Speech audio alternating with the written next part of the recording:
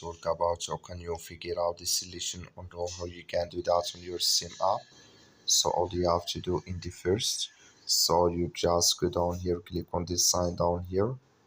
When you just click on it, it's going to show for you a list like this here. Click here on store here. So then it's going to show for you a list like this. You click here on wallet here. So then when you click on wallet, it's going to take you to this list. You click here on add funds to your Steam wallet, just click on it. So then it's going to take you to this list. In here, can you add funds to your wallet here in this list here?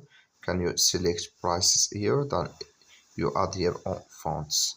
So when you just add funds here, add your card information, then it's going to add with you like this here. You add your PayPal and you add continue here, add your card information, then it's going to add with you. That's all. Thank you for watching. Don't forget to support us by liking, subscribe.